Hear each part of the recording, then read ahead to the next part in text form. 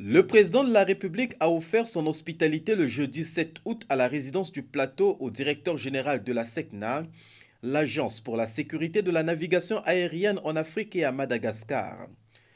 La rencontre entre Denis Sassou Nguesso et Mohamed Moussa a porté sur la situation de l'entreprise, dont la mission principale est d'assurer la sûreté du transport dans l'espace aérien de ses 18 États membres. Le président de la République m'a fait l'honneur de me recevoir dans les conditions que tout le monde connaît de Covid-19.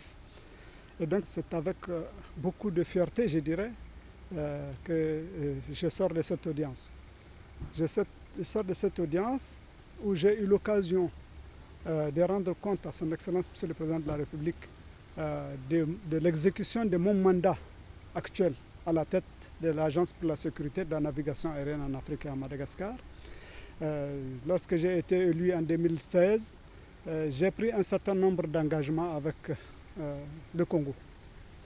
Donc je suis venu lui en rendre compte et lui présenter mon nouveau dossier de candidature. Le président m'a prodigué, comme d'habitude, de bons conseils. Le président, comme vous le savez, tient particulièrement à la réussite de cet organisme d'intégration africaine. Et il m'a prodigué les bons conseils pour me dire, si vous avez la chance de rester, continuez à faire le bon travail que vous faites pour l'Afrique. Il y a deux choses particulièrement qui ont intéressé le chef de l'État.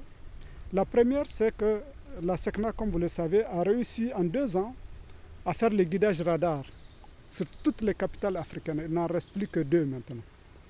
Et la deuxième chose également qui était extraordinaire et qui a beaucoup marqué le chef de l'État, c'est que j'ai réussi à faire en sorte que la SECNA aujourd'hui a la capacité de surveiller les avions sur les 16 millions de kilomètres carrés. Ce n'est plus l'idée d'un radar qui surveille un aéroport, mais c'est l'idée de visualiser tout le trafic aérien traversant les 16 millions de kilomètres carrés, tout en me dotant également de la capacité d'étendre ces moyens de sécurité à l'Afrique.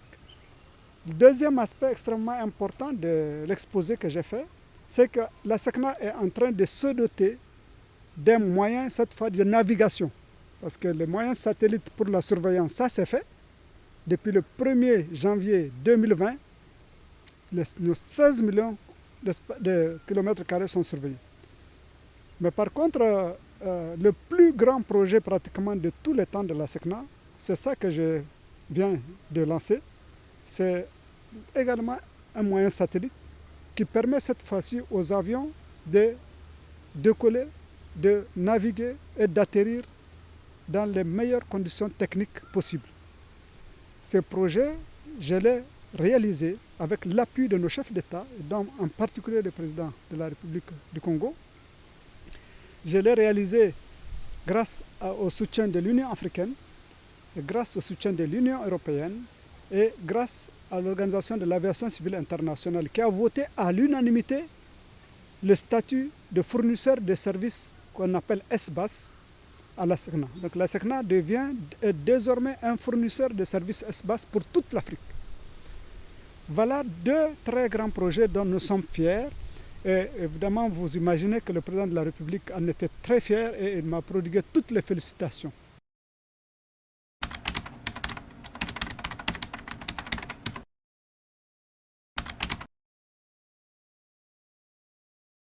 Oui, le coronavirus a affecté de manière cruelle même, je dirais, le transport aérien d'une manière générale. Les compagnies aériennes sont impactées, la SECNA est impactée, les gestionnaires d'aéroports sont impactés, les agences nationales d'aviation civile dont les finances dépendent des taxes d'atterrissage sont impactées, tout le secteur est impacté. Et la SECNA ne fait pas exception. La question c'est que face à une situation comme on le sait en Afrique, quand le tonnerre gronde, qu'est-ce que vous faites? Vous mettez quand même votre bras au-dessus de votre tête pour essayer de vous protéger. Eh bien, nous, à la SECNA, on n'a pas attendu. Dès qu'on a compris que le coronavirus va paralyser les transports aériens, nous avons pris des mesures de sauvegarde pour la SECNA. Donc les sauvegardes d'abord techniques, la sauvegarde financière également. Et c'est ce que son Excellence effectivement m'avait posé la question de savoir si la SECNA peut résister à cette période. Et je lui ai répondu avec beaucoup de plaisir que la SECNA a pris des dispositions pour pouvoir assurer sa mission, quelle que soit la situation. Jusqu'à la date d'aujourd'hui, dans les 18 pays membres de la SECNA, j'ai payé régulièrement la rémunération et je suis capable de continuer à payer les travailleurs de la SECNA pendant 1 an.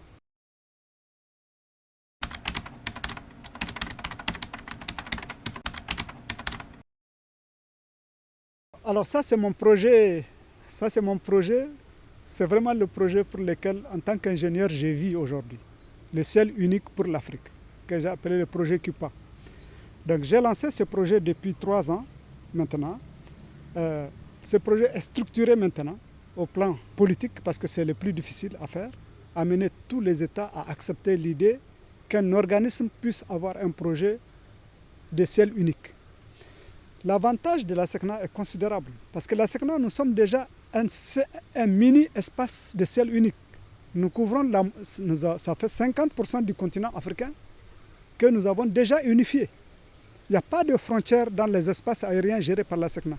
La question c'est maintenant, cette expérience de 60 ans, il faut que nous la mettions au service de notre continent. Donc il faut que les 15 millions de kilomètres carrés qui restent, il faut que nous nous dotions de la capacité de les gérer de la même manière que nous gérons déjà les 16 autres millions.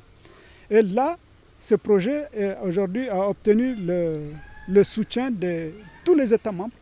Les ministres ont pris une résolution qui m'autorise à mettre en place le système satellite qui convient.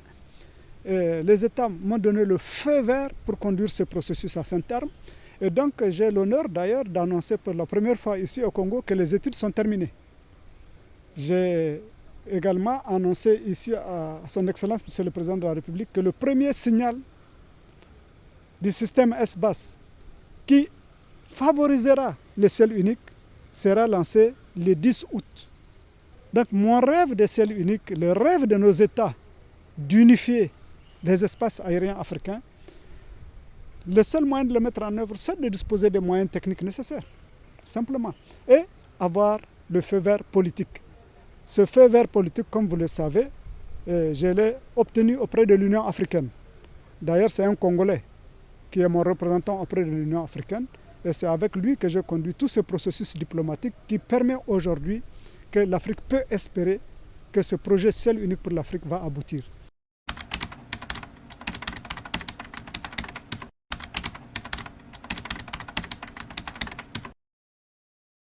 Je ne peux que m'en réjouir.